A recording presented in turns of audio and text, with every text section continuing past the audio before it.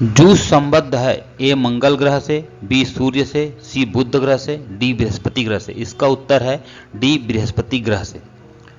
Juice probe क्या है? Jupiter आइसिमुस explorer juice Brihaspati के बर्फीले महासागर वाले चंद्रमाओं का पता लगाने का एक मिशन है। यूरोपियन स्पेस एजेंसी के जूस प्रोब को दूसरे प्रयास में फ्रेंच गुयाना के कोरो में यूरोप के स्पेसपोर्ट से एरियन 5 रॉकेट पर लॉन्च किया गया। यह बृहस्पति के लिए एक लंबा और घुमावदार रास्ता लेने की योजना बना रहा है जो पृथ्वी से 628 मिलियन किलोमीटर दूर है। जूस जुलाई 2031 में बृहस्पति की कक्षा में प्रवेश करेगा। इसके उपकरण बृहस्पति के साथ साथ इसके 3 बर्फीले चंद्रमाओं यूरोपा, गैनीमेड और कैलिस्टो का विश्लेषण करेंगे। बृहस्पति के चंद्रमाओं की खोज सबसे पहले गैलीलियो ने की थी। जूस मुख्य रूप से सौर मंडल के सबसे बड़े चंद्रमा गैनीमेड पर अपना ध्यान केंद्रित करेगा। गैनीमेड का अपना चुंबकीय क्षेत्र है जो इसे विकिरण से बचाता है। नासा अक्टूबर 2024 में यूरोपा क्लिपर मिशन शुरू करने की योजना बना रहा है जो बृहस्पति के यूरोपा पर केंद्रित होगा। बृहस्पति के कई चंद्रमा हैं, इनमें से 4 आयो, यूरोपा, गैनीमेड और कैलिस्टो है जो पृथ्वी के चंद्रमा की तरह है लेकिन अपेक्षाकृत बड़े हैं। नासा के गैलीलियो मिशन ने 1995 से 2003 तक बृहस्पति की परिक्रमा की और चारों बड़े चंद्रमाओं पर भूवैज्ञानिक खोजों का नेतृत्व किया। नासा का जूनो मिशन अभी भी बृहस्पति की परिक्रमा कर रहा है। इसने बृहस्पति की संरचना और अंतरिक्ष पर्यावरण के बारे में जानकारी दी है। बृहस्पति यह हमारे सौरमंडल का सबसे बड़ा ग्रह है। यह अन्य सभी ग्रहों के संयुक्त द्रव्यमान के दोगुने से भी अधिक है। यह लगभग हर 10 घंटे में एक बार घूमता है लेकिन सूर्य के चारों तरफ चक्कर पूरा करने में लगभग 12 पृथ्वी वर्ष लगते हैं। इसका वायुमंडल ज़्यादातर हाइड्रोजन और हीलियम से बना है। इसके 75 से अधिक चंद्रमा हैं। इसमें सैकड़ों वर्षों से चल रहे यूरोपीय आयोग ने हिमाचल के किस उत्पाद को पीजीआई संरक्षित भौगोलिक संकेत टैग प्रदान किया है? ए कांगड़ा चाय को, बी चंबा रुमाल को, सी किन्नौरी साल को, डी कुल्लू साल लोगों को। इसका उत्तर है ए कांगड़ा चाय को। भारत की अनूठी कांगड़ा चाय हिमाचल प्रदेश के कांगड़ा जिले में उगाई जाती है। यह काली व हरी चाय के रूप में उपलब्ध है। यह समुद्र तल से 900 से 1400 मीटर की ऊंचाई व वार्षिक वर्षा 270 से 350 सेंटीमीटर वाले स्थानों पर उगाई जाती है। यूरोपीय आयोग ने कांगड़ा चाय को संरक्षित भौगोलिक संकेत प्रदान किया है जो 11 अप्रैल 2023 से लागू होगा। यह भारत में एक पंजीकृत भौगोलिक संकेत जीआई है। कांगड़ा चाय को 2005 में भौगोलिक संकेत जीआई का दर्जा दिया गया था। दार्जिलिंग चाय भारत में भौगोलिक संकेत जीआई टैग प्राप्त करने वाला पहला उत्पाद था। 1849 में वनस्पति चाय बागानों के तत्कालीन अध्यक्ष डॉक्टर जेमिसन ने चाय की खेती के लिए कांगड़ा घाटी को आदर्श घोषित किया। गृह मंत्री ने किस सीमावर्ती गांव में वाइब्रेंट विलेजेज कार्यक्रम का शुभारंभ किया? ए किबथु अरुणाचल प्रदेश, बी माना उत्तराखंड, सी मोरेह मणिपुर, डी जयगांव पश्चिम बंगाल। इसका सही उत्तर होगा ए किबथु अरुणाचल प्रदेश। श्री अमित शाह ने अंजा जिले के सीमावर्ती गांव किबथु में वाइब्रेंट विलेजेज प्रोग्राम का शुभारंभ किया। साथ ही स्वर्ण जयंती सीमा रोशनी कार्यक्रम के तहत निर्मित राज्य सरकार की 9 सूक्ष्म पनबिजली परियोजनाओं का भी उद्घाटन किया। गृह मंत्री नमती मैदान भी गए और वालोंग युद्ध स्मारक पर श्रद्धांजलि भी अर्पित की। सरकार ने वित्तीय वर्ष 2022-23 से 2025-26 के दौरान वाइब्रेंट विलेजेज प्रोग्राम के तहत कुल 4800 करोड़ रुपए की केंद्रीय मंजूरी दी है। इसमें विशेष रूप से सड़क संपर्क के लिए 2500 करोड़ रुपए मंजूर किए गए हैं। वाइब्रेंट विलेजेज प्रोग्राम के तहत अरुणाचल प्रदेश, सिक्किम, उत्तराखंड, हिमाचल प्रदेश और केंद्र शासित प्रदेश लद्दाख में उत्तरी सीमा से सटे 19 जिलों में 46 ब्लॉकों के 2967 गांवों की व्यापक विकास के लिए पहचान की गई है। पहले चरण में प्राथमिकता कवरेज के लिए 662 गांवों की पहचान की गई है जिसमें अरुणाचल प्रदेश के 400 निसार संबद्ध है। ए मंगल ग्रह के भूकंपी विश्लेषण से, बी सौर तूफान की तीव्रता मापन से, सी हिमालय के भूकंपी क्षेत्रों की मैपिंग से, डी शनि के मीथेन वायुमंडल में हो रहे बदलाव से। इसका उत्तर है सी। हिमालय के भूकंपीय क्षेत्रों की मैपिंग निसार उपग्रह द्वारा की जाएगी। भारतीय अंतरिक्ष अनुसंधान संगठन इसरो और US national aeronautics and space administration NASA ने संयुक्त रूप से Nisar NASA ISRO synthetic aperture radar उपग्रह विकसित किया है। भावी उपग्रह अभूतपूर्व नियमितता के साथ हिमालय में सबसे अधिक भूकंप संभावित क्षेत्रों का मानचित्रण करेगा। यह जो डेटा उत्पन्न करेगा वह संभावित रूप से भूस्खलन की अग्रिम चेतावनी प्रदान कर सकता है, जैसा कि हाल ही में जोशीमठ उत्तराखंड में देखा गया है। साथ ही साथ भूकंप से सबसे अधिक जोखिम वाले स्थानों को इंगित करता है। निसार उपग्रह की लागत लगभग $900 मिलियन होने की उम्मीद है। यह भूकंपीय रूप से सक्रिय हिमालय क्षेत्र की तस्वीर लेने के लिए 2 आवृत्ति बैंड एल बैंड और एस बैंड का उपयोग करेगा। हर 12 दिनों में विरूपण मानचित्र बनाएगा। ये 2 आवृत्ति बैंड एक साथ उपग्रह से उच्च रिजॉल्यूशन सभी मौसमी डेटा प्रदान करेंगे, जिसके सूर्य समकालिक कक्षा का अनुसरण करने की उम्मीद है। 2014 में नासा और इसरो द्वारा निसार की परिकल्पना की गई थी। इसे जनवरी 2024 में सतीश धवन अंतरिक्ष केंद्र से लॉन्च किया जाएगा। निसार अंतरिक्ष में अपनी तरह का पहला रडार होगा जो व्यवस्थित रूप से पृथ्वी का मानचित्रण करेगा। निसार भूकंप, सुनामी और ज्वालामुखी विस्फोट जैसी प्राकृतिक आपदाओं के प्रबंधन के लिए डेटा और सूचना प्रदान करेगा। यह बुनियादी ढांचे की निगरानी और प्रबंधन जैसे कि तेल रिसाव और शहरीकरण की निगरानी के लिए डेटा। किस उच्च न्यायालय का प्लेटिनम जयंती समारोह इस अप्रैल माह में मनाया गया? ए कलकत्ता, बी मुंबई, सी गुवाहाटी, डी जबलपुर। इसका सही उत्तर है सी गुवाहाटी।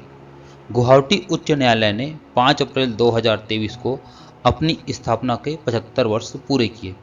गुवाहाटी उच्च न्यायालय की स्थापना 5 अप्रैल 1948 को 7 उत्तर पूर्वी राज्यों के लिए की गई थी।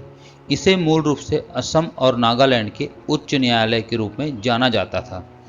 1971 में इसका नाम बदलकर गुवाहाटी उच्च न्यायालय कर दिया गया। राज्यों के संदर्भ में इसका सबसे बड़ा अधिकार क्षेत्र है। यह 4 राज्यों असम, नागालैंड, मिजोरम और अरुणाचल प्रदेश पर अधिकार क्षेत्र का प्रयोग करता है। साथी पोर्टल और मोबाइल ऐप किस मंत्रालय से संबद्ध है? ए कृषि और किसान कल्याण, बी वाणिज्य, सी विद्युत, डी वित्त। इसका उत्तर होगा ए कृषि और किसान कल्याण।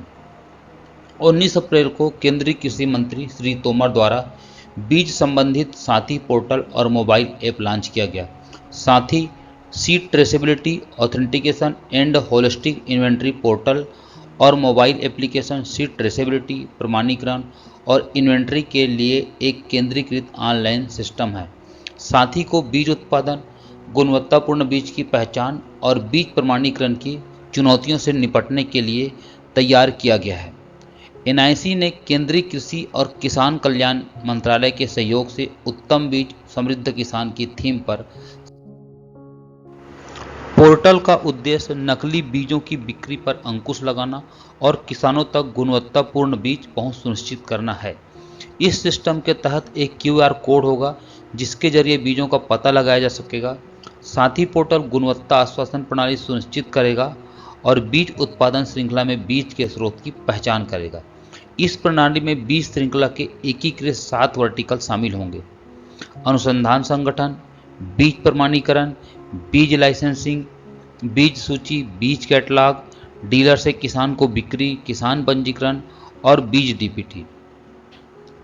वैध प्रमाणीकरण वाले बीज केवल वैध लाइसेंस प्राप्त डीलरों द्वारा केंद्रीय रूप से पंजीकृत किसानों को बेचे जा सकते हैं, जो सीधे अपने पूर्व मान्य बैंक खातों में डीबीटी के माध्यम से सब्सिडी प्राप्त।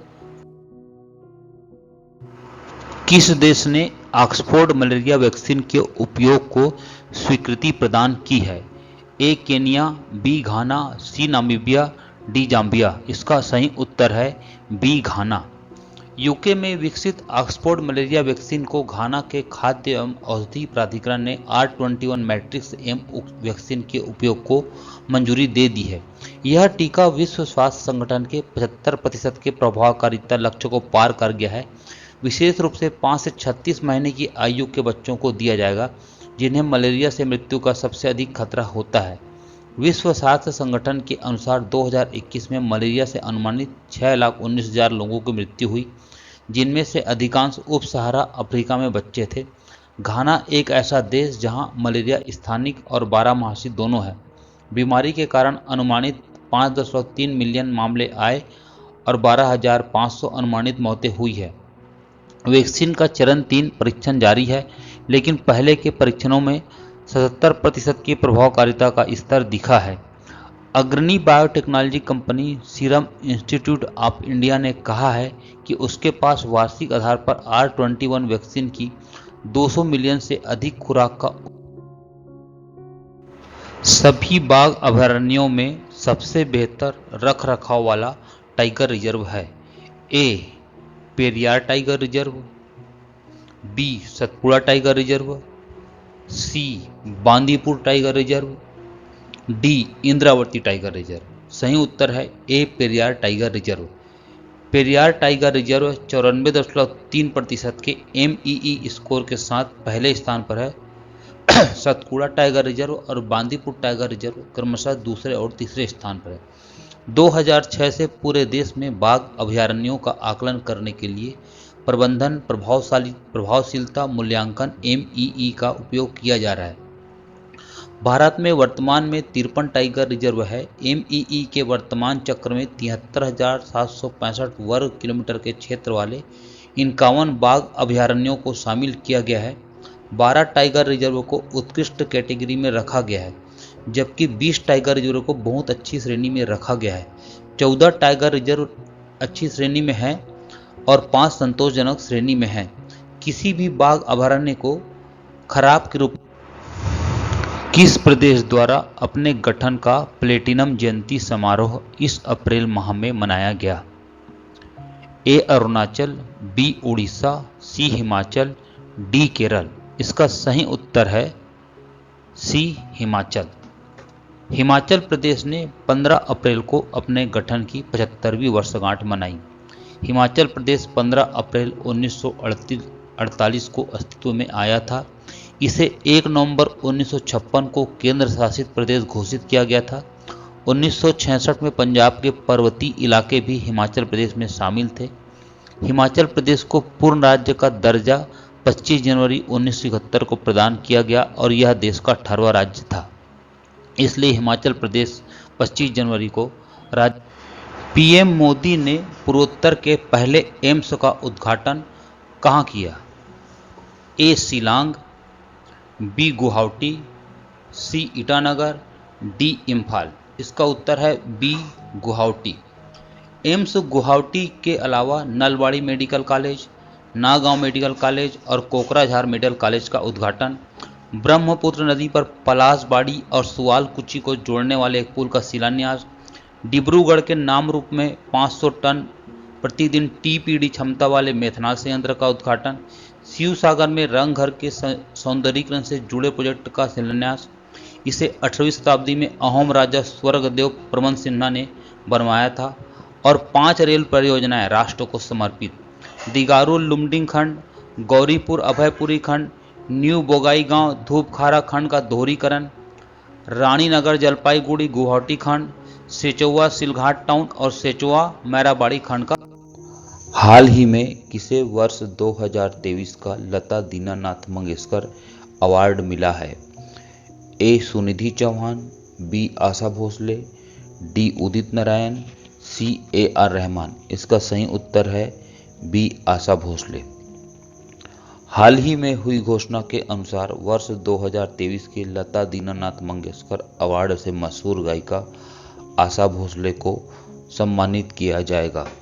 पिछले वर्ष लता मंगेशकर के निधन के बाद इन पुरस्कारों की घोषणा की गई थी और यह पहला पुरस्कार भारत के प्रधानमंत्री